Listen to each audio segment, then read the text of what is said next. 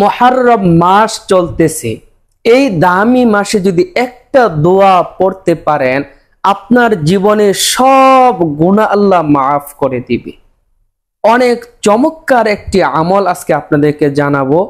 ভিডিওটি খুবই ছোট হবে, অনুরোধ করব না টেনে সম্পূর্ণ নিয়ম জানতে ভিডিওটি শেষ পর্যন্ত দেখবেন।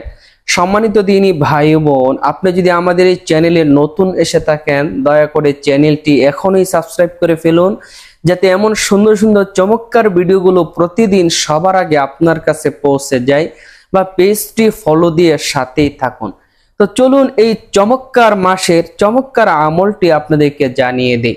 এই মুহররম মাস কিন্তু অনেক দামি একটি মাস। কত দামি? হাদিসের মধ্যে আল্লাহ রসুল বলেছে এই মাসকে বলা হয় শাহরুল্লাহ, অর্থাৎ আল্লাহর মাস। আল্লাহ নিজে বলেছেন এই মাস আমার মাস।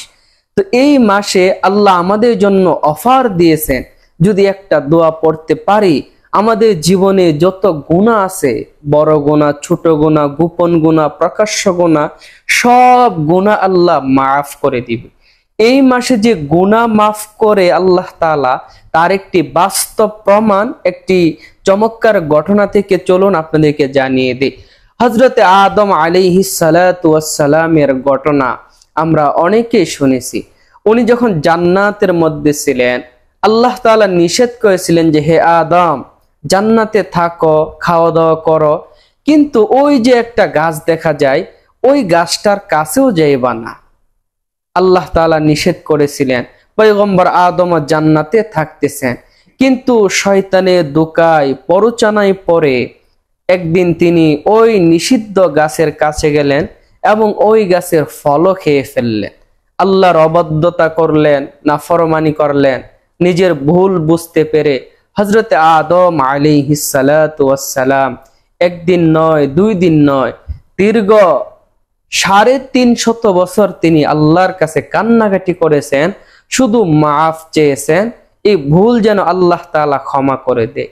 350 বছর পর কান্নাকাটি করার পরে হঠাৎ একদিন আল্লাহর পক্ষ থেকে হযরত আদম আলাইহিস সালামের ব্যাপারে ক্ষমার ঘোষণা আসছে। আশ্চর্যের বিষয় হলো, আল্লাহর পক্ষ থেকে হযরত আদম আলাইহিস সালাতু ওয়াস সালামের ক্ষমার যে ঘোষণা আসছে, ওই মাসটা ছিল মুহররম মাস, এবং সেটা ছিল মুহররমের 10 তারিখ। সুবহানাল্লাহ!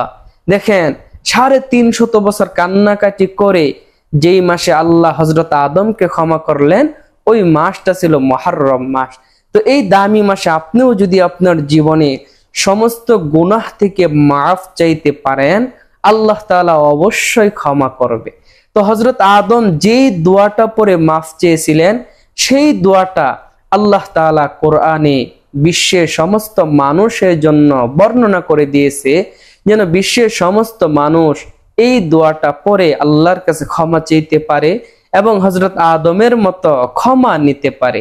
তো সেই চমৎকার দোয়াটি আজকে আপনাদেরকে বলবো, কিভাবে পড়বেন সবকিছু বলবো। সেই দোয়াটি হলো কোরআনের একটি আয়াত, রব্বানা যালামনা আনফুসানা ওয়া ইল্লাম তাগফির লানা ওয়া তারহামনা লানাকুনান্না মিনাল খাসিরিন। এই দোয়াটা হযরত আদম পড়েছিলেন, এই দোয়া পড়েই তিনি ক্ষমা পেয়েছিলেন। দোয়াটা কিভাবে পড়বেন? আপনাদের যাদের বুঝতে সমস্যা হবে তারা অবশ্যই কমেন্ট করবেন, কমেন্টে আমি দোয়াটি বাংলায় সুন্দরভাবে লিখে দিব। এই দোয়াটা পড়ে আপনি আপনার জীবনে গুনাহ থেকে মাফ পাইতে পারেন। কিভাবে পড়বেন? যেহেতু এখন মুহররম মাস চলতেছে, এই মাসে রাত দিন সবকিছু আল্লাহর কাছে অনেক দামি এবং সম্মানিত। তো এই মাসে আপনি সব গুনাহ থেকে বেঁচে থাকবেন, প্রথম কাজ। আর দ্বিতীয় কাজ হলো এই দোয়াটা বেশি বেশি পড়বেন। আপনি উঠতে বসতে চলতে ফিরতে সর্বদাই পড়েন। পড়তে তো বেশি সময় লাগে না, একবার পড়লে 4-5 সেকেন্ড লাগে মাত্র। আপনার প্রথম কাজ হবে গুনাহ থেকে বাঁচবেন, কারণ গুনাহ অবস্থায় তওবা করা হলে তো আল্লাহ তওবা কবুল করবে না। প্রথম কাজ হবে আপনি সকল গুনাহ থেকে বেঁচে থাকবেন, এবং এই দোয়াটা যখনই মন চাই, নামাজ শেষ করে, মুনাজাতের মধ্যে, বসে আছেন, শুয়ে আছেন, যখনই মন চাই পড়েন। ইনশাআল্লাহ এই দোয়ার বরকতে হযরত আদম আলাইহিস সালামের মতো আপনার জীবনে গুনাহগুলো আল্লাহ তাআলা ক্ষমা করে দিবে। তো যারা আমলটি করবেন অবশ্যই চ্যানেলটি সাবস্ক্রাইব করবেন, ভিডিওতে লাইক করবেন আর কমেন্ট করে দিবেন কারা কারা আমলটি করবেন। আপনাদের জন্য বিশেষভাবে দোয়া করব, আল্লাহ তাআলা যেন আপনার মনের আশাগুলো পূরণ করে দেয়।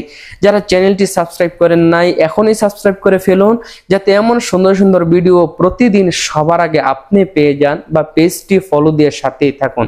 অনুরোধ করব একটা শেয়ার করে দিবেন। আপনার একটা শেয়ারে কত মানুষ যে এই দোয়াটা শিখবে আপনি কল্পনাও করতে পারবেন না।